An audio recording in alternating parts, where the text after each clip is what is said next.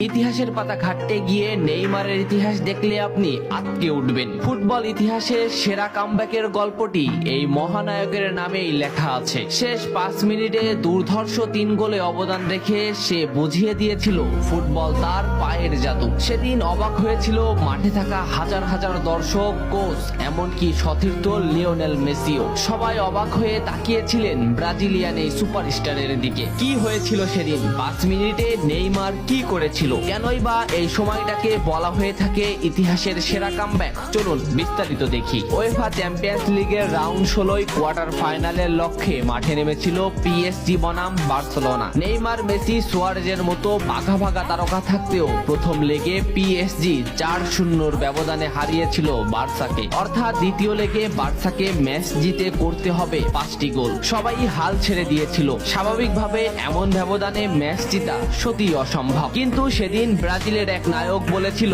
এটা সম্ভব, আমরা এটা করে দেখাবো। যেভাবেই হোক না কেন আমরা দলকে ম্যাচ জেতাতে চাই। 2017 সালের 8 মার্চ অনুষ্ঠিত হয় এই ম্যাচের দ্বিতীয় লেগ। ম্যাচের শুরু থেকে ক্ষিপ্ততা আর দক্ষতা দেখাতে শুরু করেন নেইমার। এই ম্যাচে যেন আবির্ভাব হয় কোনো এক নতুন নেইমারের। এই নেইমারকে তো কেউ চেনে না। ম্যাচের 3 মিনিটেই লুইস সুয়ারেজ পেয়ে যায় প্রথম গোলের দেখা। এরপর নেইমারের ক্ষিপ্ততায় একের পর এক আক্রমণ সাজাতে থাকে বার্সা। এদিন যেন নেইমারকে কোনোভাবেই আটকাতে পারছিল না পিএসজি। নেইমারকে আটকাতে একের পর এক ফাউলই বেছে নিয়েছিল তারা। ম্যাচের 40 মিনিটে লেভিনের আত্মঘাতী গোলে বার্সা পায় দ্বিতীয় গোলের দেখা। ম্যাচের 50 মিনিটে ক্ষিপ্ত থাকা নেইমারকে ডি বক্সের ভিতর ফাউল করে ফেলে দেওয়া হয়। এতে বার্সা পেয়ে যায় পেনাল্টি। পেনাল্টিতে গোল করে দলকে এগিয়ে নেন লিওনেল মেসি। তবে যেমনটা ভাবছিলেন এই ম্যাচের গল্প ফুটবল বিধাতা তেমন ভাবে লেখেননি। 62 মিনিটে বার্সার কফিনে শেষ প্যারাটা পুড়ে দেন এডিনসন কাভানি। এতেই স্তব্ধ হয়ে যায় ক্যাম্প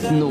আশা ছেড়ে দেন বার্সা কোচ লুইস এনরিক। শুধু কি তাই, স্তব্ধ হয়ে যান লিওনেল মেসিও। তবে সেদিন একজন দমে যায়নি। নামটা কি কমেন্ট করে জানান। বার্সা গোল হজমের পর লিওনেল মেসি ম্যাচের সম্পূর্ণ দায়িত্ব দেন নেইমারের উপর। আবারও শুরু হলো খেলা। ডি বক্সের বাইরে নেইমারকে ফাউল করে ডি মারিয়া। এই পজিশনে 88 মিনিটে বার্সা একটা ফ্রি কিক পায়। তবে এই ফ্রি কিকের দায়িত্ব নেইমারের কাছে বুঝিয়ে দেন মেসি। শট করেন নেইমার এবং করেন অসাধারণ গোল। এই ফ্রি কিকটা বার্সার ইতিহাসের সেরা ফ্রি কিকের একটি হয়ে রয়েছে। এর 2 মিনিট পর সুয়ারেজকে আঘাত করে পেনাল্টি পায় বার্সা। পেনাল্টি নিতে আসেন নেইমার জুনিয়র। সেদিন বার্সা নেইমারের উপরই আস্থা খুঁজে পেয়েছিল। পেনাল্টিতে অসাধারণ গোল করেন নেইমার। এমন পরিস্থিতিতেও 5 গোল করে ম্যাচ সমতা এনেছে বার্সা। এর কিছু সময়ের পরে চলে আসে সেই মাহিন রক্ষণ। ম্যাচের এই মোমেন্টটা লক্ষ্য করুন। ডি বক্সের কিছুটা সামনে নেইমারের পায়ে বল।